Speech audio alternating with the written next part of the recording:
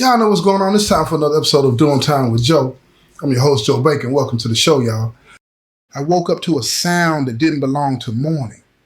Not the clack of boots, not the bark of count, something thin or sneaky or like steel sighing under his breath.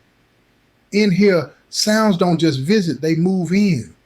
They settle in cracks, curl under door frames, learn your schedule. Out there, walls keep business private. In here, walls are just another way for your business to change addresses. My cellie, Darnell Cooper, had his cheek mashed to the cinder block like he was listening for the ocean. "Joe," he whispered, eyes shining like stolen quarters, "come check this." He pointed at a dark fleck low near the floor, no bigger than a dime, less a hole than a puncture wound. A cigarette burn that got ideas. I slid off the bunk, knees popping like old hinges, crouched until my breath warmed the paint and put my ear to the spot. The wall breathed back voices, two of them, low, sure, shaped by hard vowels and cheap authority. Travis King and Calvin Reese, the Aryan Nation boys next door. Even if you'd never met them, you could smell their belief system from a hallway away. Bleach, boot polish, and the sour aftertaste of somebody else's fear. "Heat'll die down," Travis muttered through plaster like confidence could bend weather. Calvin snorted. "Heat don't die on its own. Heat gets fed." Then they got quiet in a way that meant they were about to say something the room might hold against them later. "You ain't told nobody, right?" Travis said a breath. "About Bree?" Calvin laughed once, a dry bark. "Man, I don't know Bree. That's your headache." Travis's voice dipped, almost tender. She's black." My pulse tripped. Darnell cut his eyes at me like he just watched a safe crack open. On the other side, Calvin went still enough for silence to make a shape. "You sick," he said, a blade tucked under each word. "You say that out loud again and air might turn on you." Travis didn't back up. "I ain't ashamed." "You better learn," Calvin said, "or we'll teach you the kind that don't fade." I eased back, tongue dry with the taste of something that wasn't water.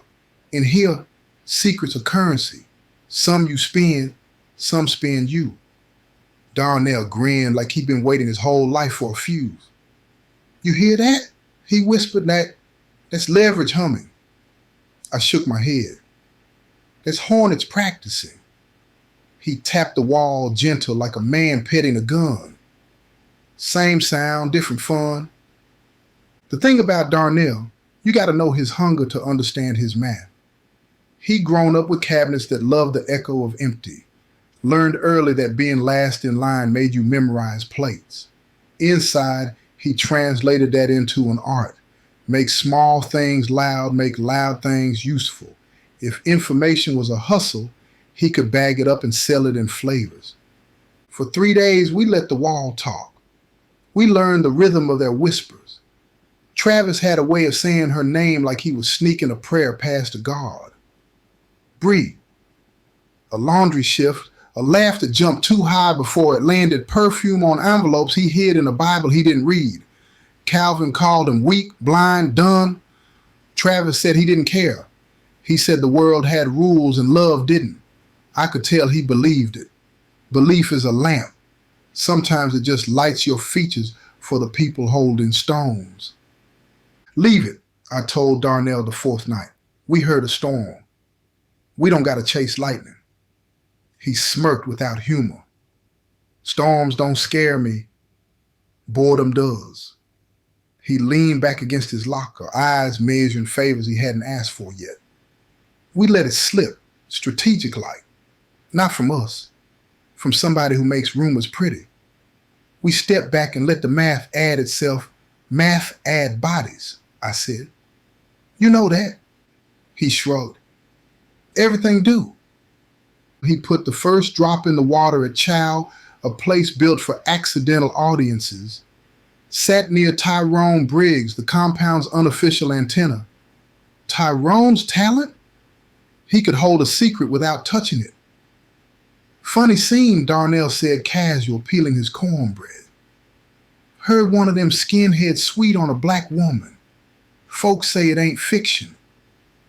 Tyrone's eyebrows walked up his forehead. Which fool writing interracial poetry behind that wall? Darnell smiled, wove his voice through air.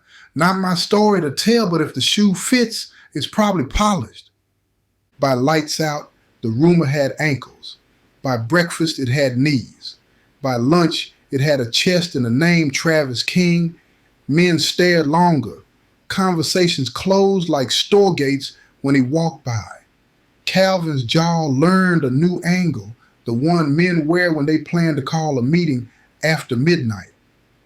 Through the dime-sized confession booth, we heard the fracture widening. You told, Travis rasped. You told yourself, Calvin answered, mouth running to the wrong ears. Ain't nobody supposed to know but you, Travis said. I trusted. Trust, Calvin spit. We don't use that word round here unless it ends with our own kind. He said it slow, like he was reading it off a rule book. Even the tear air changed flavor, like dust remembered it used to be stone. Men rearranged where they sat, who they nodded at. Guards noticed, got louder without saying more. Officer Lamont Hayes, a veteran who understood the quiet has a speed limit, watched us all like he was counting down to something we hadn't named. On day 3, 2 boys from an allied range walked the hallway like errand runners for a storm. Words got thrown in Travis's path. Race traitor, mud lover, names that were less insult and more permission slips. He kept his face flat, but the skin over his knuckles changed color. He was a man learning that belief alone won't build you a shield. I thought about going to Hayes, tell him a storm was queued up, ask him to unplug something. Then I remembered what men like me asked for and what it costs in the next chapter. Prison teaches you how to calculate without paper. I folded my impulse like a letter I couldn't afford to stamp. That night the wall didn't whisper, it argued knives.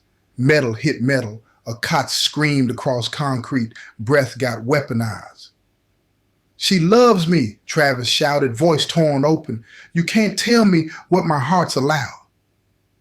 Your heart ain't on the roster, Calvin growled. You join one thing, you leave another. That's the tax. Something heavy fell. The silence that followed wasn't empty. It was busy. Boots and flashlights poured through the range, radios chattering like teeth. We watched from our slot as the stretcher went past, Travis's face a color you only see on paper. His eyes were open, but I don't know what room they were in. Darnell's mouth opened and closed around a sentence that didn't pick a verb. I sat down gentle like the floor might bruise. Lockdown swallowed us. The building did its version of prayer. Sirens inside, questions shaped like accusations, hands in our mattress, hands in our pockets, hands in our light fixtures. They didn't find the hole. Darnell's toothpaste and paper trick had disguised it like shame under a clean shirt. Hayes looked at the wall longer than the others, like he could hear yesterday still playing. On his way out, he leaned in, breath coffee bitter. Funny thing about echoes, Baker, he murmured. They always find a new mouth. When the doors breathed again and the range remembered how to walk, Calvin Reese was gone, shipped with a bland sentence attached, security concerns, translation, someone somewhere promised a sequel. Travis did not come back. The chaplain used a word that tried to be soft and landed like chalk dust. Incident. Wasn't us, Darnell said that night, staring at the patch in the paint. We didn't touch nobody. He said it twice more because twice more didn't make it true. I didn't answer. There are confessions that don't need the priest to talk. The tear developed a superstition. Men started calling that strip of wall the mouth. Don't feed the mouth. Don't listen to the mouth. Don't sleep with your heart near the mouth. We laughed the way people laugh at their own altars. I stopped leaning there anyway. A week later, A woman with librarian eyes sat on the other side of the glass and refused the phone. She just looked at me with a concentration that made my skin feel arranged. When she finally picked up the handset, her knuckles were white. "You're Joe," she said, not a question. "I am. I'm Bree's aunt," she said. She ain't never been to this place, but her name ended up inside it. I pressed the plastic tighter to my ear. "I don't know your niece," I said, truth bent just enough to fit. "Maybe you don't," she said, "but you know the kind of storm that uses women as proof." She set the phone down without a goodbye and left me with a reflection I didn't like. That night, I dreamed a hallway without doors. Sound ran ahead of me like a child I couldn't catch. When I woke up, the vent was singing this old two-note hymn and the ceiling felt lower. Darnell sat upright, eyes on the patch circle. "It ain't right," he said. "We could have, I don't know." "We did," I said. "We could have done nothing. We chose a different nothing." Days stacked. The yard learned a new quiet. Laughter got shorter. Even the dominoes sounded like they were apologizing when they hit the table. Fifth, one of the Aryan lieutenants who liked to walk like patience owed him a favor, appeared twice near our bench, never too close, eyes touching everything and staying. He didn't speak to me. Didn't have to. Men like him communicate in schedules. I tried to make amends with silence, staying out of rooms that stalled conversations until a note rolled under my door like a mouse.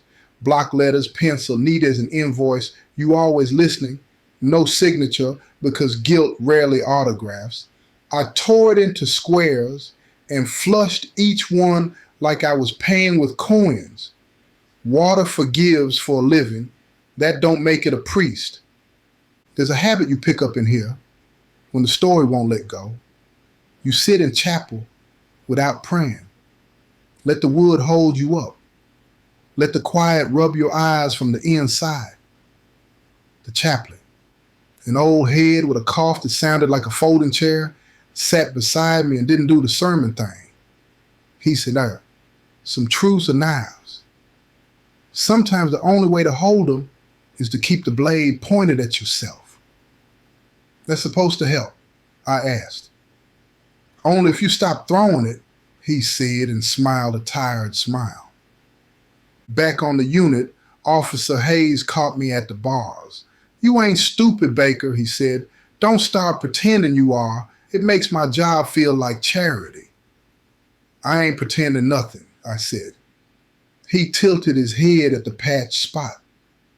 "Walls keep lineups honest," he murmured. "No, but every now and then they give folks ideas." "Y'all finished getting ideas?" "Ideas are like ants," I said. "You block one trail, another shows up." He shook his head and walked, leaving a sentence behind him like a slow fuse. Darnell avoided the hole like it could testify. He started sleeping with his back to the wall and his face toward the door like he could catch danger by surprise. "You think Calvin comes back?" he asked one night. "Transport is a prayer," I said. "Somebody else writes the amen." He shivered. "I don't like thinking a man I never touched might want the inside of my breath." "That's the exchange rate," I said. "We bought something with a rumor. Now interest visits." A month passed without update. Then the tier door opened and a familiar silhouette paused like it expected applause. Calvin, same boots, new scars, smile adjusted half an inch toward cruelty. He wasn't staying, just passing through on his way to segregation, but he made a tourist stop at our door. "Baker," he said softly, tasting my name for weak spots. "Cooper." Darnell's hands went flat against his thighs. "Sorry about your friend," I said, and meant it in an unhelpful way. Calvin looked at the patch in our paint like it had a birth certificate. "Houses with mouths," he murmured. "Gotta love old construction." Hayes moved him along with a two-finger push. The hallway held the echo longer than it needed to. That night, I wrote a letter I didn't mail. If love is a crime scene, I wrote, we ain't the detectives. We're the boot prints they photograph. Put it under the mattress with other unfinished shapes. You don't send every truth out the door. Some truths need to learn your smell before they can leave. Men ask me sometimes what you learned from that mess. They want a slogan, something you can tape to a locker door and pretend it makes you safe. I could say, don't listen. But men like us were raised by radios. We live on frequencies. I could say, mind your business, but the business minds you. It clocks in early and don't ask for lunch. What I tell them is smaller and truer. If you must hold a secret, hold it without moving your hands. Don't test it, don't weigh it, don't hum it to see if it harmonizes. Just let it sit where it landed until it forgets your name. One afternoon, Marta, a teacher type who runs GED in the library, passed me a photocopy. It was a poem somebody had printed off the internet about how love picks its own rooms. In the margin, she'd written, not a defense, a diagnosis. I stared at the lines until my eyes stopped arguing. Folded the paper into a square quarter the size of a palm and put it where I keep receipts for things I can't return. Darnell tried to get religious for a week, stood in circles he didn't understand, said amens like he was trying them on in front of a store mirror, came back one night and said, the chaplain says truth sets you free. I nodded. Freedom needs a last name. What's that mean? Truth ain't enough by itself, I said. Gotta be truth with timing, truth with aim, truth with mercy. Raw truth is just a brick. He looked at the wall. We threw a brick. We taught the brick to whisper first, I said, and we both failed at laughing. Weeks turned into the kind of calendar that loses count. The unit shifted. 2 new kids came, 3 old heads left in chains that pretended to be jewelry. The Aryan tables got reorganized. Someone else sat where Calvin used to. Someone quieter read the menu for violence with smaller words. Even the COS rotated. Hayes stayed. He always stays. One evening he stopped at my door and did something he almost never does. He asked a human question. You sleep? Mostly, I said. Don't lie to a man who knows what 3 a.m. sounds like, he said, not unkind. You ever get tired of being the smart one? All the time, I said. Dumb looks comfortable. He chuckled and moved on, keys speaking softly in his pocket like choir members on break. Sometimes late, I sit with my back to the patched place and try to hear nothing. That's the trick they don't write about. Hearing nothing on purpose. Most nothing is just quiet, waiting for a scene change. But if you're patient, you can find the kind of nothing that erases your outline a little, lets your breath practice being unlabeled. When I manage it, it don't last. The building remembers me, the vent sings, the floor creaks. Another man coughs like an old engine forgiving itself. Every so often a letter comes that isn't for me but knows my address. A cousin writes to ask if her boy should join up with a crew for protection. A mother wants to know if forgiveness comes with tracking numbers. I write back slow, and I don't lie, but I tilt the truth towards survival. Don't join nothing you ain't ready to leave in pieces. Forgiveness arrives like bad weather. Check 2 forecasts before you plan a picnic. I don't know if it helps. I know it's better than letting the mouth answer for me. If you're waiting on a clean mall, I ain't got it. I got a ledger. In it. One rumor sharpened until it learned how to cut. One man who thought love could walk through a metal detector without setting off alarms. One friend who found out the hard way that curiosity charges late fees. One officer who knows that order is a costume and chaos likes to borrow clothes. One narrator who can't stop hearing the past practicing in the next room. Sometimes I think about Bree more than I should. Not the argument, not the doctrine that hated her before it learned her last name. I think about the simple human math of a woman who laughed at the wrong pitch and someone who needed that sound like a lamp in a small room. None of that justifies what came next. It just proves that people still try to buy warmth in a store that only sells fire. We never opened the hole again. Didn't need to. Once a wall teaches you it has a mouth, you start hearing teeth in everything. The pipe that knocks at 2 a.m., teeth. The bed frame that groans, the jaw of the building stretching. Even the prayer bell in the chapel, molars, polite ones. I'm half kidding, only half. Men joined new groups. Men left old ones. Tables changed their geography and kept the same weather. Darnell started tutoring of all things, helping a kid named Jameer Richardson pass fractions. Watching him explain denominators like they owed him rent did something to my chest I couldn't name. I didn't clap for him, but I started saving him the bigger rollout of peanut butter when it showed up. And he noticed without saying anything. On mail day, a plain envelope showed with no return address. Inside, a single Polaroid of a sky over a chain link fence at dusk. On the back, sometimes you look up and forget the walls are the ones looking down. No signature. The handwriting had a school teacher's angles. I put it in the Bible Travis used to hide letters in. Ours don't have his pages, but they all own the same silence. I keep telling myself, I'll stop inventorying ghosts. Every time I put the list away, it sneaks back under my bunk like a stray that knows where the food is. That's okay. Some debts you don't pay off. You just learn to carry them without dropping other people. So that's what happened on our side of the cinder block when a hole the size of a coin taught two men how small a doctrine gets when it tries to measure a heart. It started as sound. It ended as paperwork and a stretcher. In between was every kind of human I know.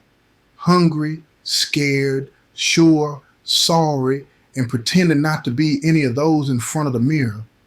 If you came here for redemption, I owe you an apology I can't afford to mail. The best I can hand you is a warning dressed like advice. Don't audition for the role of rumor if you ain't ready to accept your award in blood. If a wall gives you a mouth, teach it to pray, not to speak. And if you ever love somebody the world tells you not to, be prepared to build a world small enough where the two of you can fit without somebody else measuring your angles. Most nights that building still sings to itself. Some call it the vent. Some call it the ghost of bad choices practicing scales. I just call it Tuesday.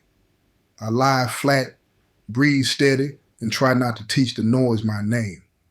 When I get it right, the silence holds. When I don't, I get up, make the sign of the cross with a plastic spoon for old habits and new kinds of fear, and tell the patched circle in our wall good night, like it's a child I'm trying to raise better than I was. This has been another episode of Doing Time with Joe. I'm your host, Joe Baker, and I say peace, y'all.